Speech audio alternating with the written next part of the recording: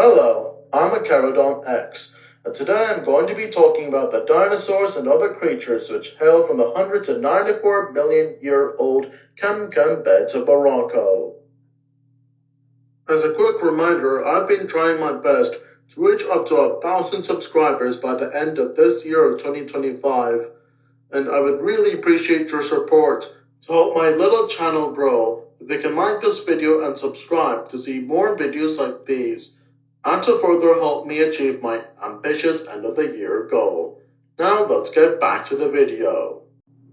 The Cam beds preserve a sprawling Cretaceous freshwater habitat, which is situated by a large river delta at the edge of the prehistoric Tethys Sea.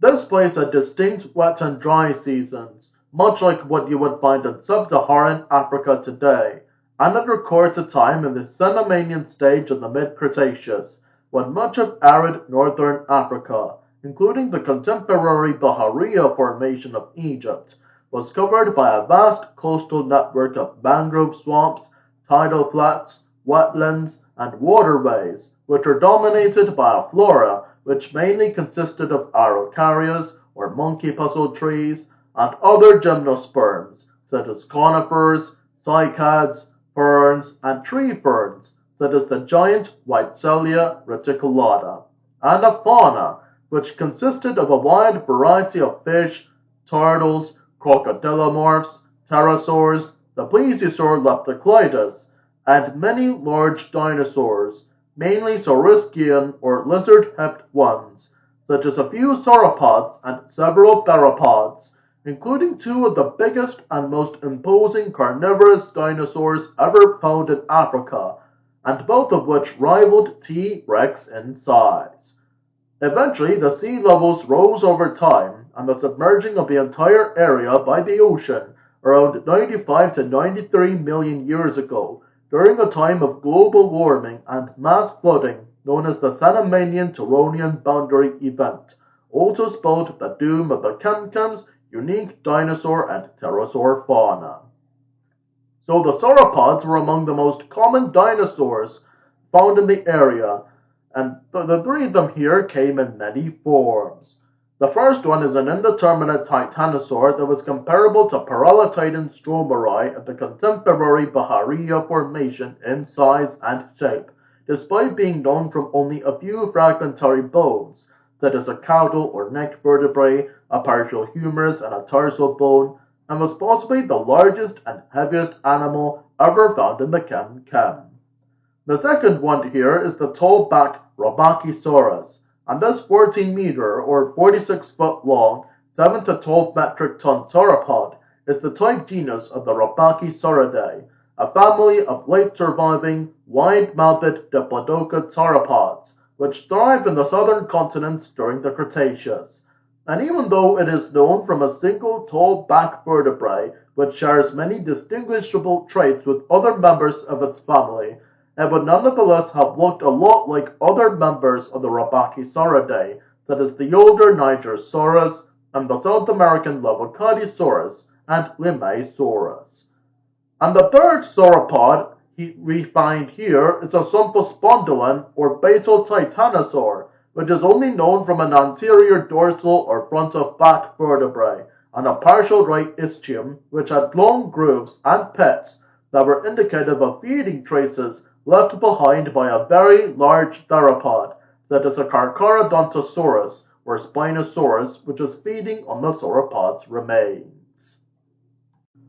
Now we come face to face with everyone's favorite group of dinosaurs, the theropods. Now the Cam beds are quite famous among paleontologists for boasting a diverse variety of theropods, which represent many of the most common carnivorous dinosaur families prevalent across the southern continents during the Cretaceous: the bellisaurids, the Carcharodontosaurids, the ovosaurids, and the spinosaurids, of which the type genus and species, Spinosaurus aegypticus, is the king of this area, and it is the fossil bones of this enigmatic dinosaur found here that is a partial rostrum and much of the postcranial skeleton and tail, which has allowed paleontologists to paint a much more complete picture of what the animal looked like decades after the holotype from the Bahariya was destroyed in 1944 during the Second World War.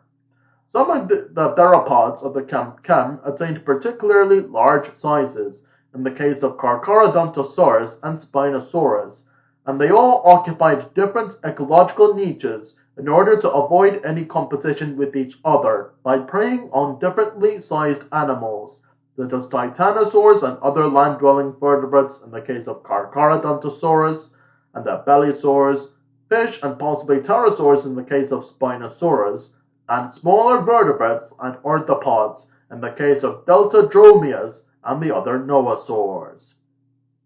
So there happen to be two indeterminate abelisaurs, which are known from isolated teeth, a partial right femur, a left maxilla, and right maxilla or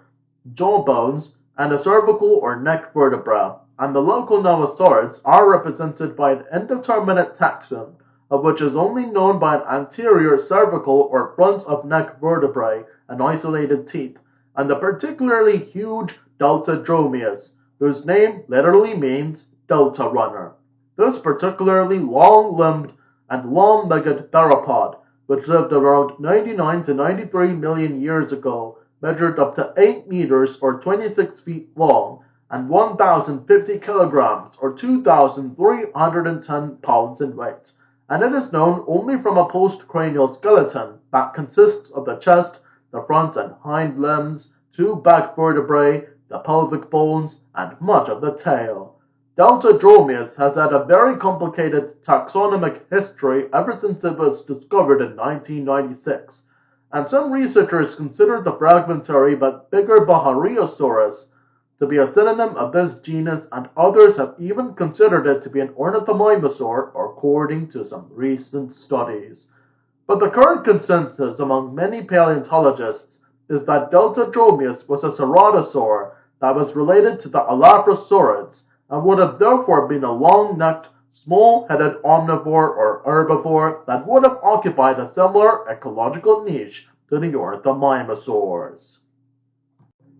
And now we move on to Carcharodontosaurus saharicus and Spinosaurus aegypticus, the two big apex predatory theropod heavyweights of the Chem, and the type genera of their respective theropod families. These carnivorous dinosaurs both reached lengths of over 11 meters or 36 feet in length, with Carcharodontosaurus measuring about 12 to 13 meters or 39 to 44 feet and weighing in at 5 to 7 metric tons, and Spinosaurus in particular measuring up to 14 meters or 46 feet long and weighing in at 7.4 metric tons. But although these two giant theropods might have both preyed upon juvenile sauropods, they both occupied different habitats, and oxygen isotope ratios of their teeth indicate that they both have evolved vastly different morphologies and other physical traits to capture different sorts of prey animals. Carcharodontosaurus, like most other allosauroids, such as Allosaurus, Acrocanthosaurus, and Giganotosaurus, possessed thin but sharp, robust, recurved, and serrated teeth, much like those of the dinosaur's namesake, the great white shark, which could take on much pressure and were ideal for taking on terrestrial prey, and its high tooth replacement rate enabled the theropod to easily replace its damaged teeth. And a 2022 study has estimated its anterior bite force to be around 11,312 newtons, and its posterior one to be around 25,449 newtons. On the other hand, the much more semi-aquatic Spinosaurus possessed longer, conical teeth, which were suited for capturing slippery fish and lighter, smaller prey such as pterosaurs and turtles. It could rapidly kill its prey with fast, snapping jaws, which were built to generate fast shedding speeds with less muscle input force, and its bite force has been estimated to range from an anterior one of 4,829 newtons to a posterior one of 11,936 newtons. Moreover, the snout of Spinosaurus has also been found to possess electroreceptors, which allowed it to detect the underwater vibrations of its prey, much like a crocodile. Therefore, given its semi-aquatic nature, buoyant bones, and a paddle-shaped tail which looked much like that of a tadpole's, Spinosaurus would thus have certainly been able to swim around the mangrove-lined rivers, streams, and other waterways of the Kem in search for more fishy prey, and sometimes venture out onto land to feed on them, either from the shoreline or in shallow waters, much like a heron.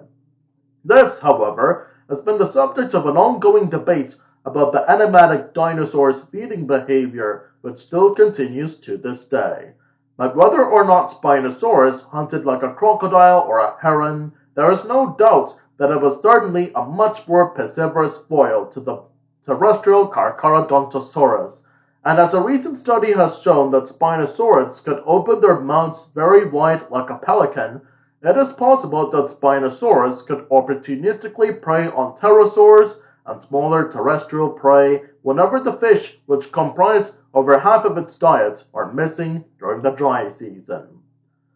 The Kem beds have also revealed fossil trackways made by various dinosaurs walking across the sand at the tidal flats. Apart from all the theropods, some footprints do hint at the presence of sauropods, and a few others also possibly hint at the presence of ornithopods in the area, ranging from small ones, which are similar in size to Gyosaurus or Camptosaurus, to larger ones, which could reach the size of iguanodon.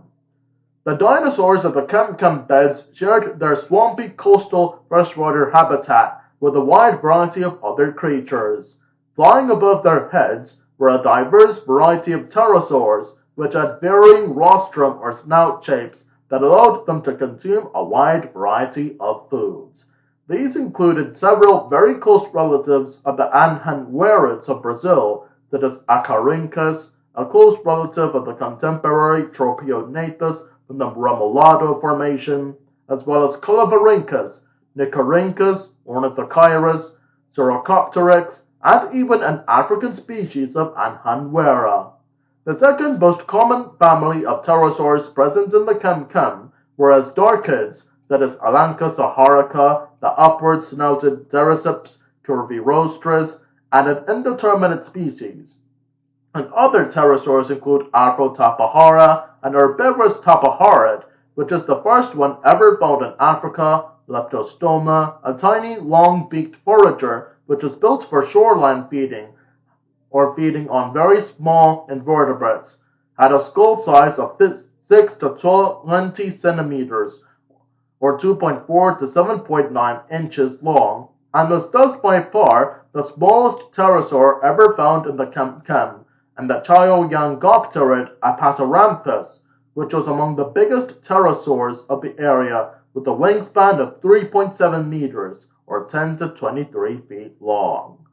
Moreover, the controversial Spinosaurid Oxalia, which hails from the contemporary and very similar Alcantara Formation of Brazil, which is also home to Anhanguera, Tropionatus, and various tapajarids, as well as Rabachisaurs and much of the same kinds of fish as the ones found in the Kem, is indeed a synonym of Spinosaurus as S. quilombensis, according to future studies. This would mean that the giant theropod was able to take advantage of the little separation of water which existed between South America and Africa during the Cenomanian, as both continents were still connected in some way to the supercontinent of Gondwana by traversing the short distance of the sea in order to reach and establish its presence in South America.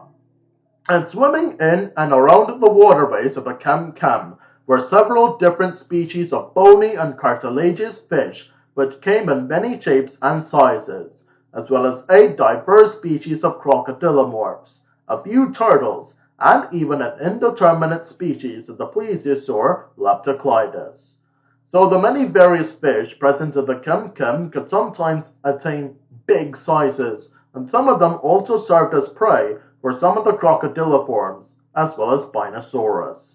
They include Balwitias, a giant beacher the size of an arapaima, the similarly sized lungfish Neoceratodus, an indeterminate species of the cow-sized coelacanth Axelrodichthes, and above all the 4-meter or 13-foot-long sauce-gate Onchoprestes, which was by far the most commonly represented cartilaginous fish of the Chem. Other fish include the pycnodontid Agassizilia, the alligator gar or Onyctictes, hypodontid sharks such as Tripodus, mackerel sharks such as Hymerichia amonensis, and a small relative of Cretaceous. The 5 cm or 2-inch long feature Cenomanian-aged camcamensis and numerous teleosed fish. And preying upon the different species of fish which proliferated in the swamps and waterways of the area were a few large piscivorous crocodiliforms, such as the 7-meter-long Phyllodisauur Elosuchus, the Pterosaurid Hamadasuchus, and the wide-snouted Laganosuchus, which might have been an ambush hunter of fish, which lurked under the sand of the river floor to snap its jaws upon unsuspecting prey, much like a carpet shark. On the other hand, the smaller and much more terrestrial notosuchians, such as the 1 meter or 3 foot long Ararapasuchus ratoides and Avocadichampsa, would have consumed smaller prey such as lizards, frogs, and arthropods, given their status as the underdogs of the Chem. Other smaller vertebrates found in the Chem beds include amphibians, such as frogs and salamanders, and reptiles, such as the polyglophanodontid, or big herbivorous lizard, Bicupsidon hogreli, and several primitive stem snakes, turtles such as Durkheim, Gallionemes, and Hamadacales, and the 3-meter or 9.8 foot long plesiosaur Leptocleidos, which has also been known from early Cretaceous deposits in Australia, South America, and the walled clay of England, and was an inhabitant of shallow lagoons, which frequented brackish and freshwater habitats, such as estuaries and rivers, much like the modern-day bull shark. The Chem beds preserve a unique fauna of giant reptiles, fish, and other animals which thrived in and around the estuaries, mangrove swamps, and tidal flats of Cenomanian or early late Cretaceous North Africa. And even though all these animals, ranging from the smallest amphibians and fish to huge dinosaurs such as the sauropods and the theropods Carcharodontosaurus and Spinosaurus, had to cope with the impact of the changing dry and wet seasons on their daily lives, and were soon doomed once the Tethys Sea flooded their habitat by the end of the Cenomanian. Their fossils, ranging from bones to footprints, do give us a fascinating insight into what life was like on the coastal wetlands of what is now Morocco 194 million years ago. Now I hope you liked this video. I'm currently on my goal to reach 1,000 subscribers by the end of this year of 2025, and I would really appreciate your support for the growth of this channel. And to help me reach this momentous end of the year milestone, if you can like this video and subscribe to see more amazing content like this. And I'll see you soon.